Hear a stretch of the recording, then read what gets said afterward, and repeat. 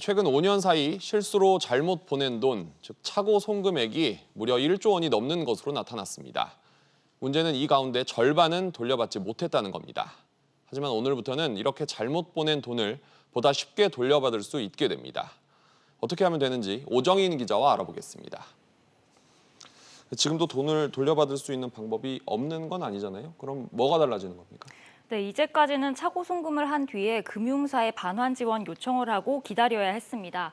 그런데 은행의 강제성이 없다 보니 안 돌려줘도 그만이었는데요. 네. 오늘부터는 예금보험공사의 차고 송금 반환 지원 제도를 통해서 늦어도 2달 안에는 돈을 돌려받을 수 있습니다.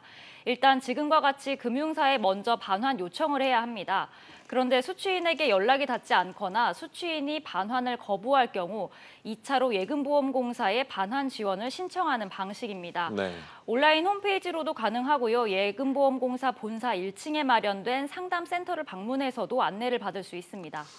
그렇다면 돈을 잘못 보낸 사람은 누구나 다 신청할 수 있는 겁니까? 네, 그건 아닙니다. 보시는 것처럼 금액과 돈을 보내는 방식에 기준이 있습니다. 네. 5만 원 미만은 오히려 반환 지원에 드는 비용이 더 클 수 있고 1,000만 원이 넘으면 송금인이 직접 소송을 하는 것이 더 효율적이기 때문입니다.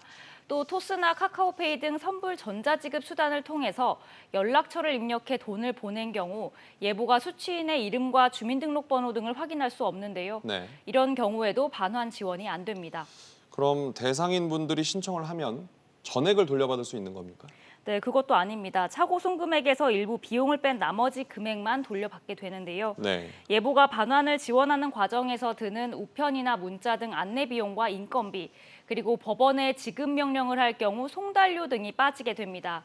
차고 송금액이 100만 원인 경우 수취인이 자진 반환을 하면 95만 원을 돌려받을 수 있지만 법원 지급 명령 단계까지 갈 경우 91만 원만 받을 수 있습니다. 소비자 입장에선 그동안 돌려받기 어려웠던 송금액을 보다 쉽고 빠르게 받을 수 있는데 사실상 10% 안팎의 비용을 부담해야 합니다. 그런 일은 일어나서 안 되겠지만 혹시라도 돈을 잘못 보내시는 분들은 잘 따져서 다시 되찾으셔야겠군요. 오 기자 잘 들었습니다.